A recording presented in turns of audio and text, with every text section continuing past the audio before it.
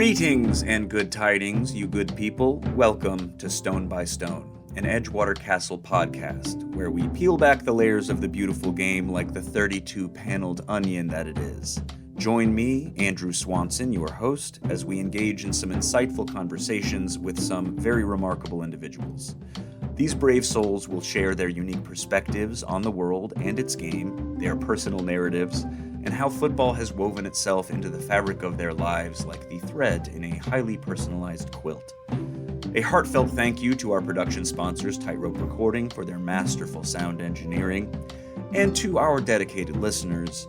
Your continued support means the absolute world to us, so thank you for it. Now, hear ye, gather round the hearth, pour something literally or figuratively warm into your cups, and welcome to Stone by Stone. Ladies and gentlemen, welcome back to Stone by Stone. My name is Andrew Swanson. I am very blessed to be your host today, and I am joined here with one of my best friends in the whole world, Mr. James Kitia. James, thank you so much for being with us today. Thank you, Andrew. I really appreciate to be here. Of course. I mean, you're of course sitting here in the Edgewater Castle offices. This is only the second episode we've recorded in here. Tell me a little bit about, first, before we go into your backstory, which is fascinating, tell me a little bit about how you came to know and create Edgewater Castle. Ooh, that's a big one. Wow, it's 2017. That's a long time, but we're still young, but It's a long time. Yep. Can you believe this is the first time we see together as the co-founders?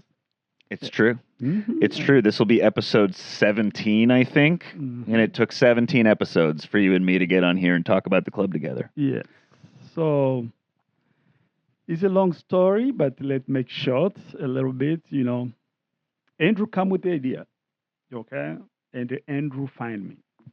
Then we start from there. But I'm in this community at Edgewater for a long time, and I moved to Rogers Park, but I'm still in a community. Okay, so that let it make short. We can come to discuss more. Yeah, we'll come back to it. Yes. We'll come back to it. So, take us back to the beginning, James. We don't need to necessarily age you right now, but tell me about your childhood. Where did you grow up? What was your life like growing up? Tell us about little baby James. Wow. What I can start saying maybe at the age of 7 is when I didn't know about soccer. There we call football, okay? But I know about soccer since the age of 7. And nobody knows. There's a story I didn't tell anybody. You know, I was a goalkeeper, and the goats helped me a lot to come out there the house and go play soccer. So my parents, they didn't even know I was playing soccer that age, but the goats take me out because somebody else to go to feed the goats. So it was fun, you know. So I'm a goalkeeper. I thought, okay, you're a goat keeper. Yeah. A goat keeper. I thought you said goalkeeper. No goalkeeper. Goat. Yeah, I was like, I thought you were a striker this whole time. Yes, I'm a goat keeper. You watch the goats, tend to the goats. Yep. How you say here? I mean, I guess it's not a shepherd. That's for sheep. Yes. So and it's not I don't know. I guess goat keeper is about as good as you get. It also sounds like you're trying to call someone the best goalkeeper of all time. The greatest of all time keeper, goat keeper. Yeah, I don't know what that term is. Honestly, I've lived in Chicago too long. All of my rural upbringing has been lost to the city streets, you know. So I don't know what they call people that watch goats. For me, that was a little translation in Swahili in my head right now. How do you say it in Swahili? Mchungambuzi. Mchungambuzi. Wow, you get it. You get it. Not bad. Yeah. Okay, so at the age of 7, you got your first job. Yes. Tending to the goats. Where was this? That is in a little town in Moshi, but under Mount Kilamanjaro. So it's where I was born. Yes. In Tanzania. In Tanzania. Got you. Africa. Yes. Got you. Okay.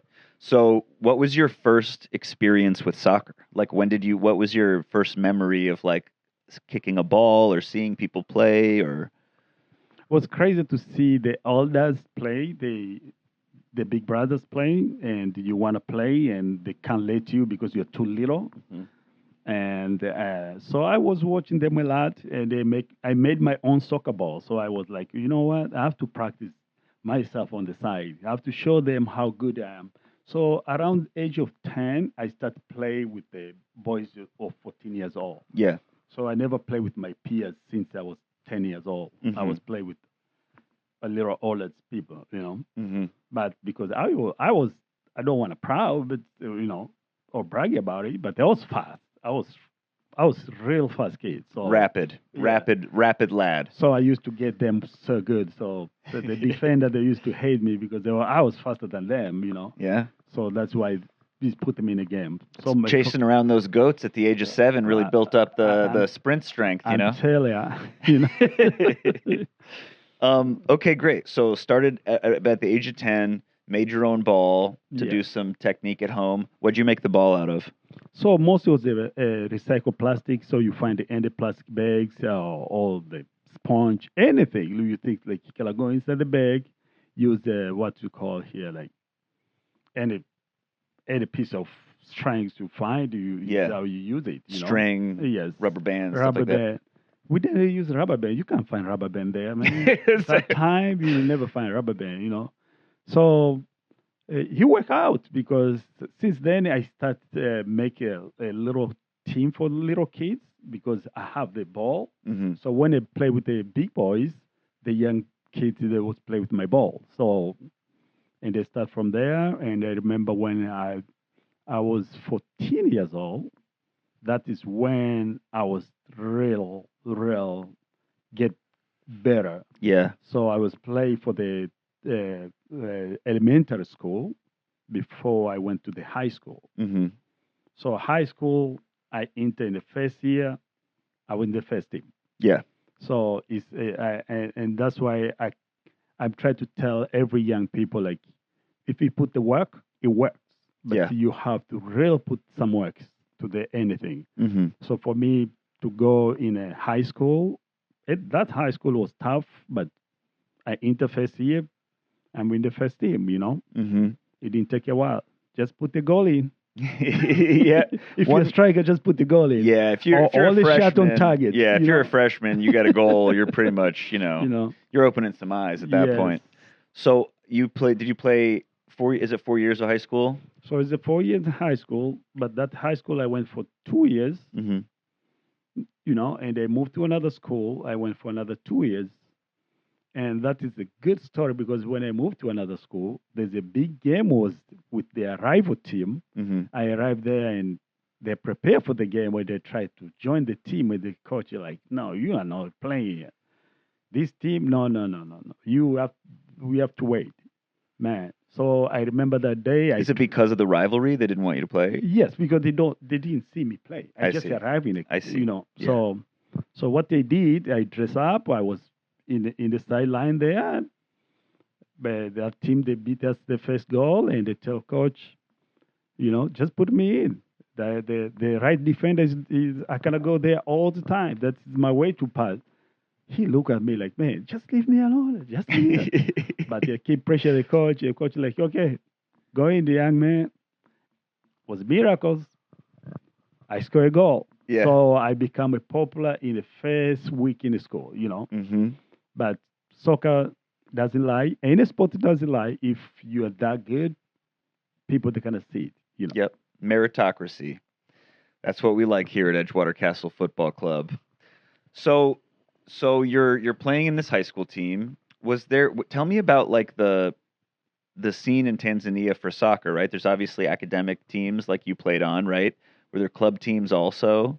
Like, was there a club team in Moshi that sort of was pre-professional or professional level? Yes. So back in the days, there was a very good system, and I don't know why Tanzania they stopped that.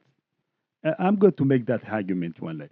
Yeah. But I don't know why they stopped that. So we used to have elementary league across the Tanzania.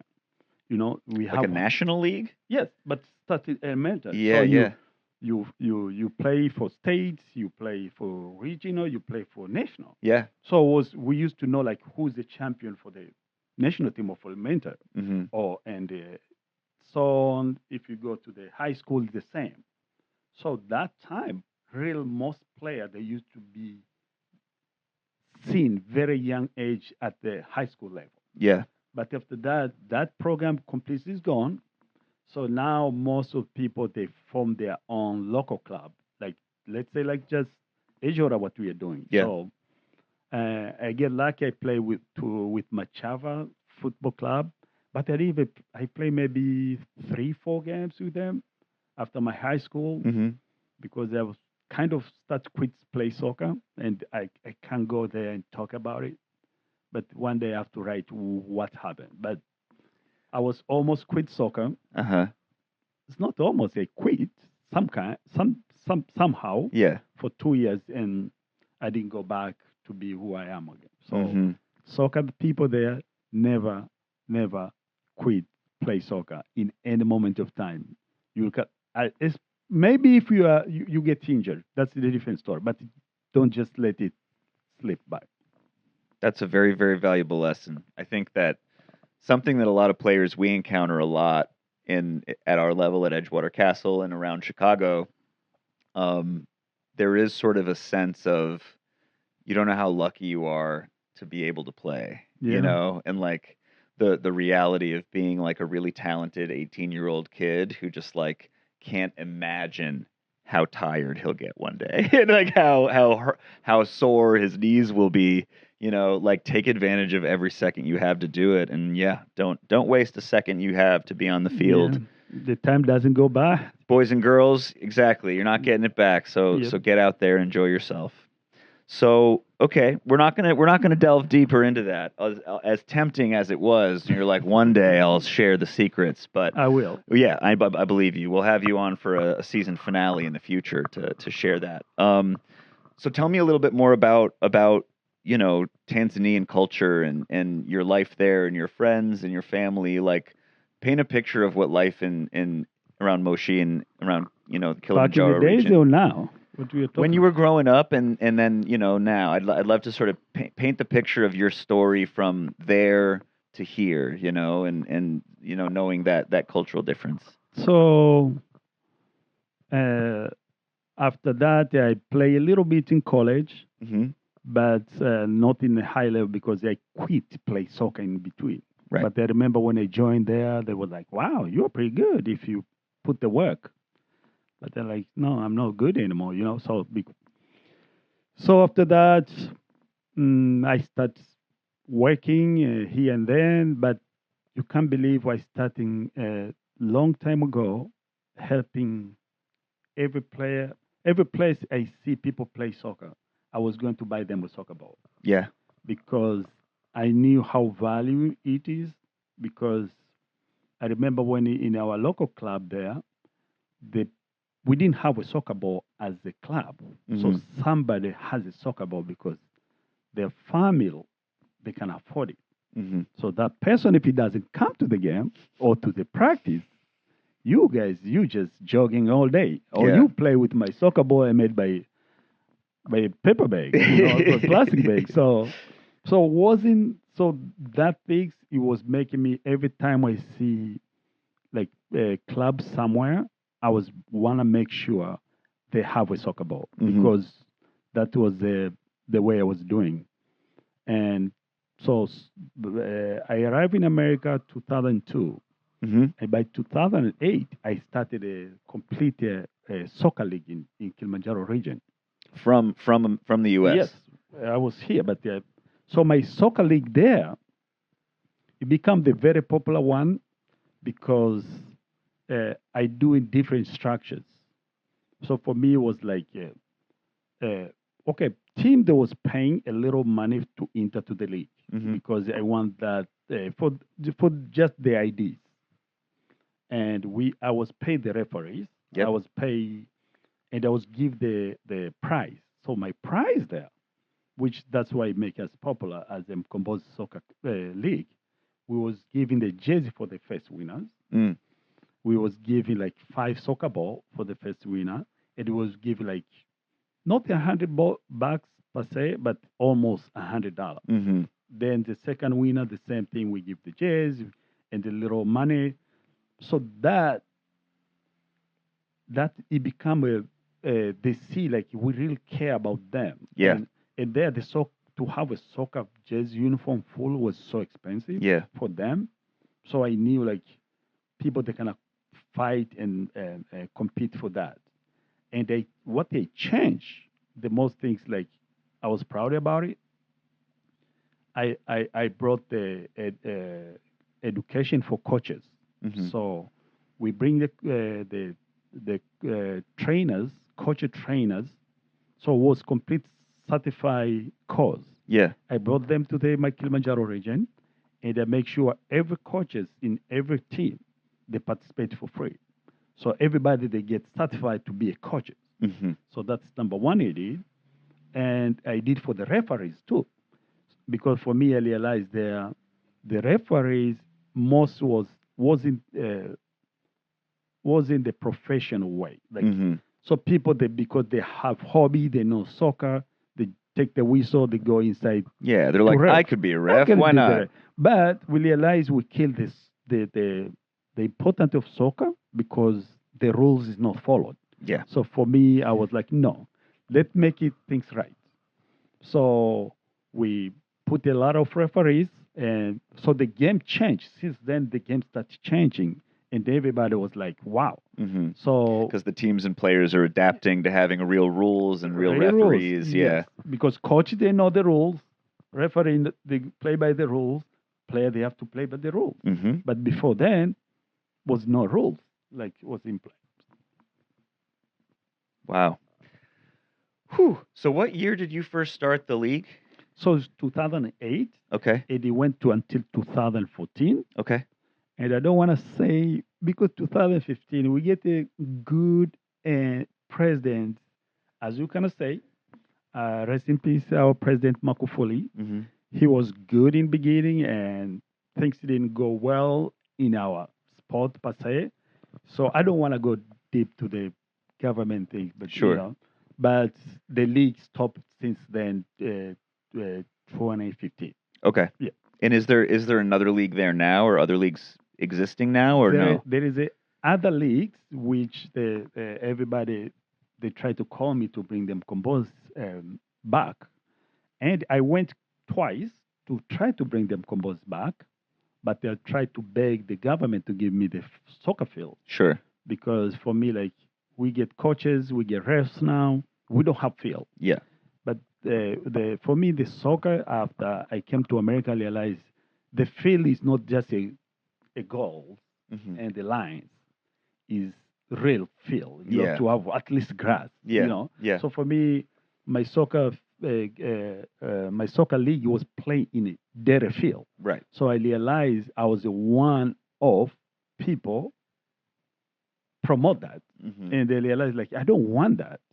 So for me, I think like now I kind of have more power maybe Yeah. to talk with the government Mm-hmm. because I do example here as the co-founder of Edgewater Castle Yeah. and what program we are doing here. It's easier to tell people like we are doing this program. I'm doing this program.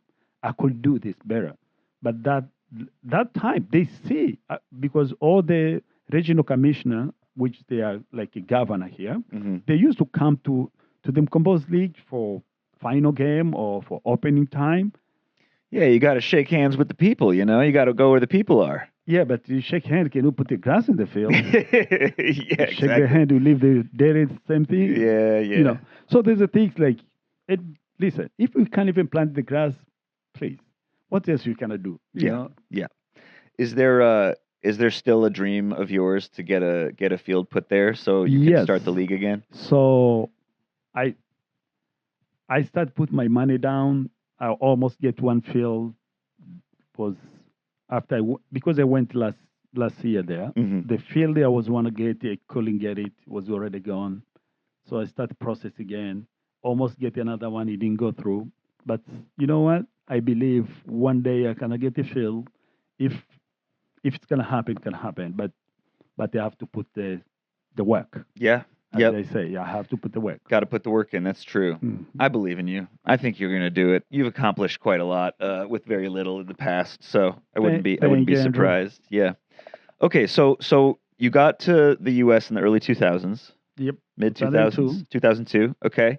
What was your sort of first impression of Chicago? It's crazy.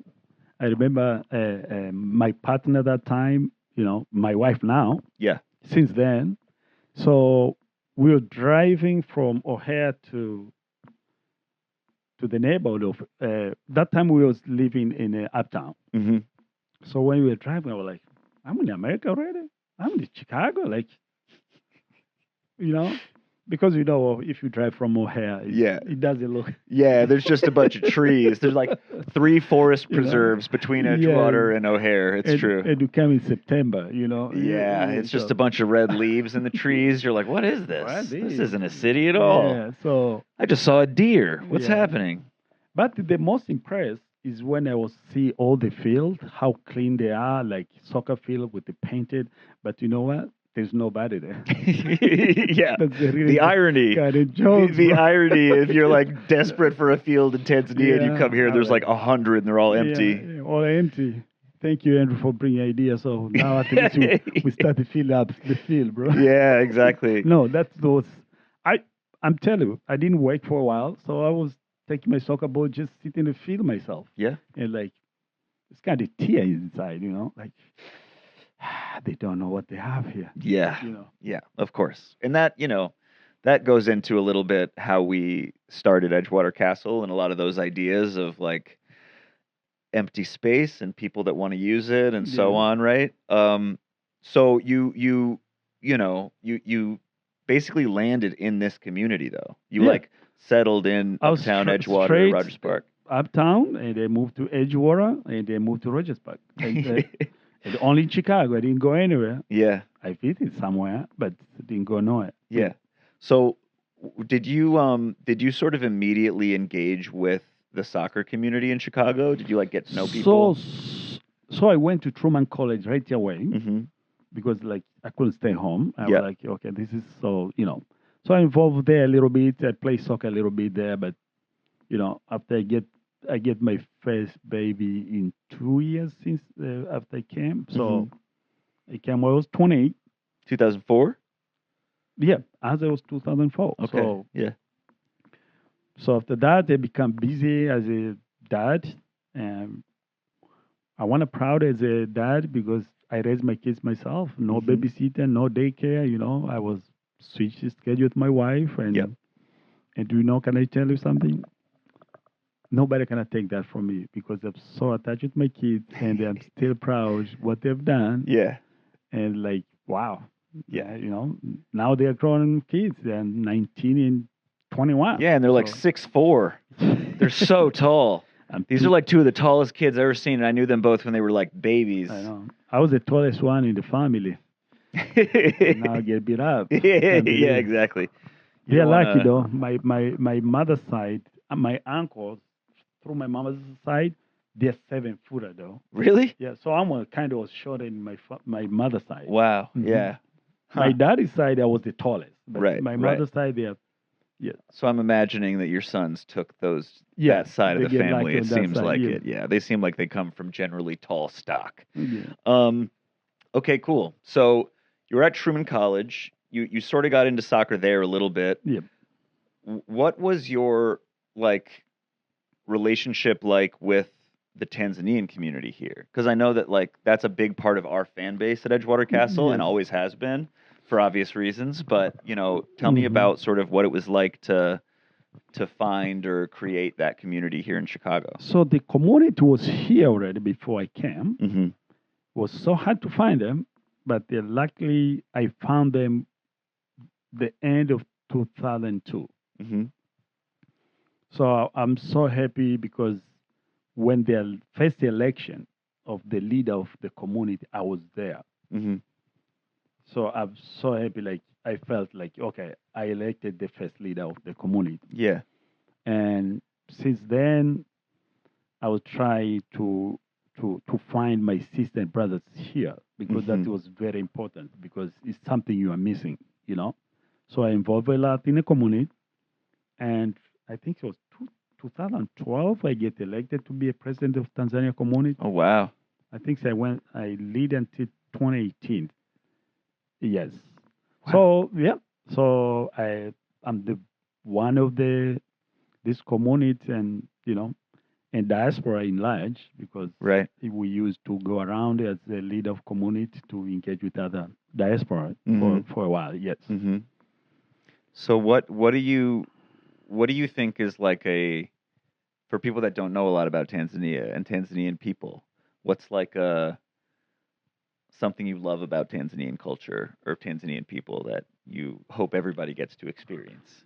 Uh, as you know me, most is like me, Sure. friendly. They are very friendly people. We are very friendly people as hmm Tanzania. And what else can I say about Tanzania? Um, very good country. Very good countries in the weather wisely. You know. I've noticed that you're a pretty like overall pretty like happy and chill group of people. Yes. Not everyone, I'm sure. Some of those the women who were here for the police conference, they were a little less goofy and chill than a lot of the Tanzanians I've met for obvious reasons. But, like Mukubete Yes. and Emanuele, like very, very like kind, jovial people. Yes.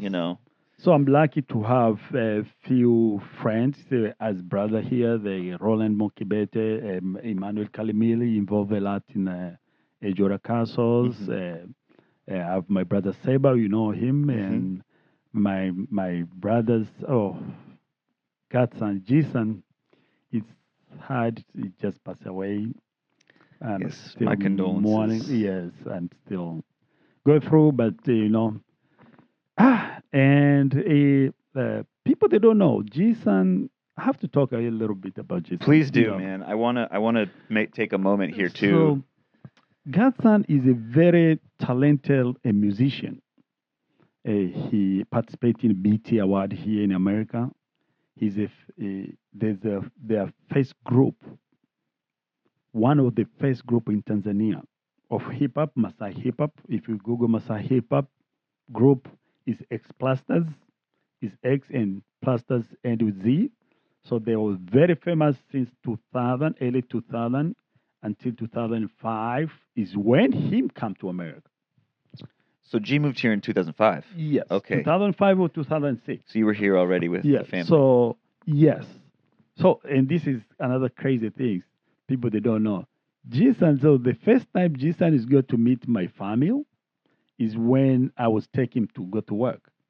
When he arrived in my house, my wife, she was pregnant. Is the day Ben was going to be born. So we left to go to the hospital with GSan. GSan instead of going to work, instead of me to take him to work, we ended to the hospital. That's amazing. You're like, hey, GSan, you're not getting to work today, my guy. You're coming with us. No, he's the one like he wanted to come. You tell me your wife is pregnant. I think she's in labor. I was like, what?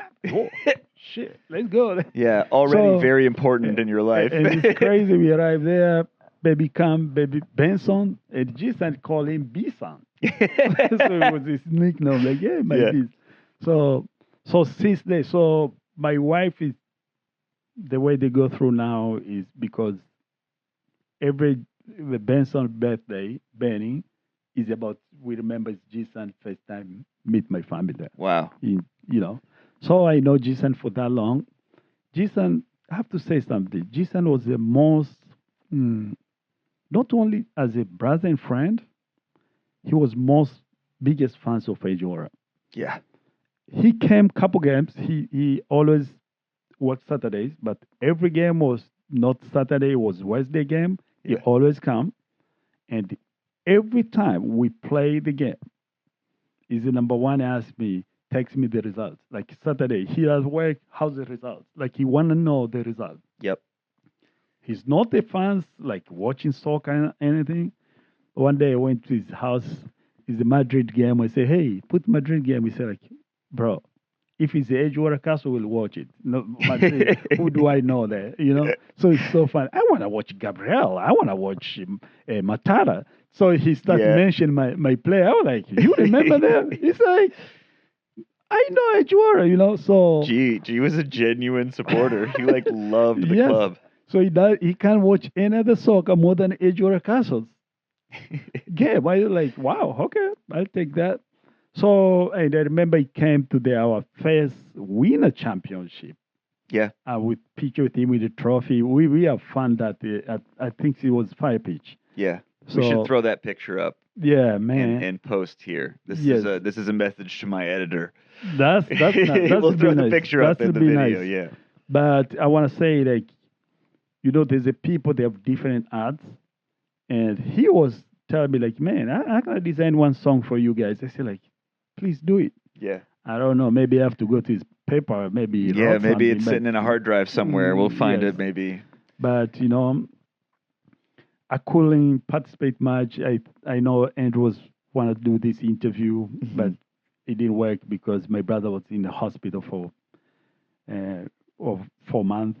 So anything just happened. I'm on my way to go to Tanzania this Sunday. Yes, we are memorial service here for him. We are going to Tanzania in 2 weeks. He'll be back, full engaged with the Edgewater Castle. I miss Edgewater Castle. I miss you guys. You're a good brother though, man. You're a good friend. You've done a lot of. You've had to, and I know this because we're close. But you've had to manage a lot of things for someone you really care about in a really difficult time for them and their family. And you've been an excellent friend to GSan in his final days here with us. I know. So you should be very grateful for the friendship you had and the way you were able to support him, because I know he appreciated you very much. I even surprised myself why I had to come to do this. But you know why? Yesterday is when I discovered I have a full paperwork to take my brother to Tanzania to rest in peace, and all the energy come back to me. Mm-hmm. And thank you. Thank you, man. Thank you for I'm your glad support. You're here. I'm glad you're here. Tanzania it means Communities Association. Thank you for your support. Edgewater Castles, my car workers, Cabs Bar and Grill. Thank you for your support. Yeah, but we'll lose one of our fans, and I know I have a biggest job to do now to engage Africa's fans here in Chicago. Yes. And that was my plan before every other thing's going because of my brother, G. But I know it's my fault to not involve most African, because I know like most they don't know I'm the one of the co-founders of the club. So that I think is my job to make that word come out, because I know if they know the club like this, they have somebody related to them. Yeah, people they'll want to be fans, they'll want to be play to our club too, and they'll want to support us. So yeah, I think Andrew, I'll come. I promise I'll make the best. Because we lose one, but we have to bring 100. That's right. Because that's right. G is more tougher than that. Absolutely. Yes, absolutely. Well, I'm really grateful to you for sharing the story about G, and he's someone that I have really grown to love over the years too, as someone who's come to so many games and sat there and shared a beer with me by the lakefront watching the Rooks play on a Thursday or Friday night. Yeah. And just an amazing guy. He when you first introduced me to G, I remember seeing the video of him rapping at the BET Awards with KRS-One. Yeah. Like I was like, this is G? This is that guy right there? It was so cool. And he's just genuinely, similarly, like such a humble guy. Such a humble dude, and like one of the most just like kind, jovial, funny, like creative people that I've met in Chicago ever. So everyone in Edgewater will miss seeing him on the sidelines very much. And to your point, I think we really are very, very grateful for the African diaspora that has supported us over the years. And I think that is a point that we want to make, to say, we want you to make us your club too. There's something I want to add. I know we already create the post of for me to advertise to my community in Tanzania. Yeah. And Africa is large here. I couldn't do it because the time the poster come out is the time my brother passed away. Yeah. So was in community the what was priority in the moment is how do we kind of raise their brother in peace. So, Yeah. but the post is still there, and I don't think I can't post that post until maybe I come back from Yeah, let's wait a Tanzania. couple Or, weeks. yes. So, but I want to tell Tanzania community maybe we can still give you the discount. I can try to force that discount because it's supposed to be end in April 1st, and I didn't post that. So We'll make an exception. I think We'll I make own an you exception. Yeah. that because is what it is, you know. Yes. Absolutely. So Absolutely. Well, we're gonna take a little bit of a break here Sure. to hear from our sponsors, and when we come back, we're gonna dive back into Edgewater Castle and our history there, how we met, the beginnings of that story, and then get into some quick fire questions to find out who your goat keeper is. Okay, thank you, ladies and gentlemen. We will be right back. Okay. Ladies and gentlemen, welcome back to Stone by Stone. I am still your host, Andrew Swanson, and I am still joined here by my dear friend and brother, James Kitia. James, thank you for staying with us through the ad break. Of course. It's always a pleasure for you as well, I'm sure. So we're gonna take a shift in gears here, and we're gonna make this a little bit about me. When did we first meet? When did we first meet? I think we met at this too. Yeah. Edgewater Workbench. Edgewater Workbench. Yeah. That's right. Mm-hmm. And that was during a time in which I was doing a lot of carpentry stuff. Yes. Right, and that's why I was there. Mm-hmm. So man, Stu, the story of Edgewater Workbench is a cool one that we should tell. That's a cool. It was the coolest place. It was a storefront on Thorndale here, which was basically a like everything store. Like you could go in and print you could do 3D printing, you could do like laser cutting, you could like come up with concepts for products and they'd help you sort of like make alpha versions of them. It was awesome. It was run by Ali Brisbane and Stu Marsh. Yes. Very cool people, absolute neighborhood staples. Yep. But yeah, we met there because I think in that moment you were making the puzzle truck. Yep. Explain the puzzle truck. Okay. So the puzzle truck, how it became, because when I was growing up, I used to make my own little car to play with. So my little boy Ben, when he was around 7, I made him the cardboard truck. So he was enjoying the house because I remember it was a little winter time. So when the weather become well, he couldn't wait to come outside. And when we come outside, the windy city, bro. like a the paper like was a kite. There was a flying. So it was like, okay. So I said, okay, I have to make something strong, you know. So we keep playing with that most when there's no windy day and this and that. So I said, like, Ben, I'm come with a good plan for that. So I started drawing my idea, and the idea popped in my head. I know exactly I want to do. So I want something like, puzzles, but the pulling toy, you're going to put your toy there, like a cool toy, Yeah. So I was like, when I get the idea, but time will keep going. Is why I say, when you get the idea, just do it. Because, when the time fly, it mainly become like not a 7 years old boy anymore. He become 10 years old. So when I met Stu, I passed there in a Edgewater Workbench, and I was like, wow. I saw that machine. I went there like I was just passing a neighborhood, like, hey, what are you doing? Can I see it? So soon he showed me the laser cutting machine. Yeah. I saw my puzzle track there get cut. Yeah. Like, it's crazy. You can imagine, oh, okay, this could work. Yeah. So I told him, like, I have this idea. And he looked at me like, what? What? So I said, like, no, I have an idea. It's already prototype. He said, like, okay, just bring it. We'll see. So I went. That day, I took Benny with me there. Mm-hmm. We come in. He was shocked, too. He was like, okay, so I get your idea now. Yep. You know? It starts to make sense. Because when we met, I think you were like playing with it for the first time or something, or it was like you had a couple built? Yes. Because we ordered one for my nieces that Yes. day. Yeah. So anyway, that's when James and I met. Was Yeah. basically just like cool truck. I like your toys.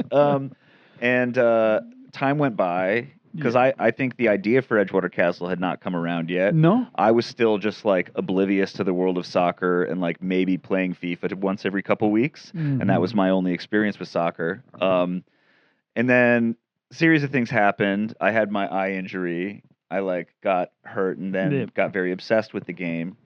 And pretty soon after that, though, like I was trying to get in touch with you because I was like, no. So what happened?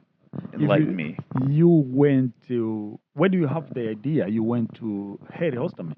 Right. I went straight to Harry, of you course. You give the idea what you want to do. Our former alderperson here in the 48th Ward, Harry Osterman. What's up, Harry? Hope you're well. Yes.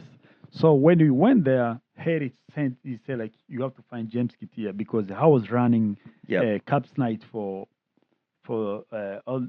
Harry for all years. So I did that.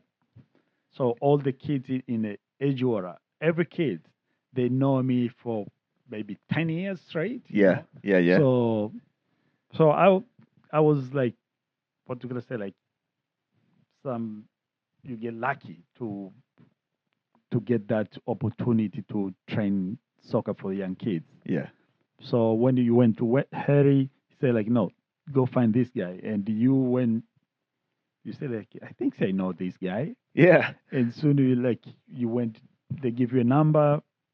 You said, oh, let's meet for the coffee. They said, oh, I know you. Wow. We've spoken many times. I bought your puzzle truck for God's sake. Of course. And also the other fun fact here is that I also taught acting to your oldest son, Aza. I also do theater stuff, so ladies and Aza gentlemen. Before me. Yeah, I met Aza well before you. Aza was doing by far the best Shakespeare adaptation monologue in class. He was doing the opening of Romeo and Juliet. This is the second time I've told this story on this podcast. I think I did this in the second episode also. But basically, the class was, the kids had to write a monologue based on Shakespeare. It was that good, or just say because I'm sitting here? I swear, he was awesome. Okay. So he did the opening of Romeo and Juliet when it's like it's after everything has happened, and it's like the sheriff being like, "This was a mess, you guys." But Aza wrote his as if he was a pro wrestling announcer. You remember this? Yeah. He was like, ladies and gentlemen, tonight we have... Yeah, it was awesome. He did a really good job. And me and the other teacher, Will Kiley, shout out to Will Kiley, we were like, okay, this kid's actually good. This is great. So I was very impressed with your son's acting ability. And then your younger son, Benny, became an actor too at Swift. Yeah. We have an influence, and we don't even know it out here. I don't know. I'm not the actor. I'm not. Not yet. There's time for everyone to catch the bug. But so we had our first meeting at Little Corner. Yes. And we sat down and got coffee. And if I remember correctly, I was just like, I think we should start a team. Like, I think we should start a club. Yeah. And I remember what they told you that day. Andrew, I could coach, I could do anything. But I'm not going to look for the players because I don't know where they are. And I'm not. Yeah. You said, no problem. Can we do a quick tryout? I said, like, yes, but I'm going to Tanzania in 2 weeks. Yeah. Okay, let's do next week. I said, like, Andrew, bro, let's do next week. I said, okay. Yeah. And I remember we went to the Sun High School and we do our first things there. Yep. And you can't believe, like, is where we have Mutaras, Gabriel. Wow, yeah. Yes. Was Murtada there? I think so. Are you sure? Oh, Edgar. Wow. Edgar. Caden. Yeah. Caden. So Caden, who made these posters, was at our first tryout. That's right. I forgot about that. Yeah. I don't think Jose was there. Jose was not there, but wow, yeah. Gabriel Masalu, who was in episode 2 of this podcast and is still in the club, was at our first tryout in 2018. Yeah. Incredible stuff. So we had our first tryout. About 8 people came. Yeah. 4 of them are still involved, so that's a good percentage. It was a good percentage. You know?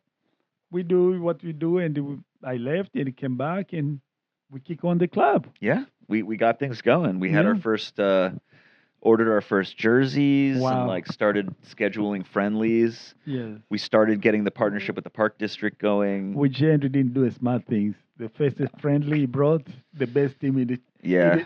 in the state. Yeah, this is also like the second time we've mentioned this, but But we don't mention that name of the team, bro. no, well, we already did. We did an episode one or two. Not today. Okay, not today. We're not going to today, but a certain infamous Croatian historic team in Chicago was our first ever friendly, and as our dedicated listeners probably know, they beat us 12-0 in our first ever game.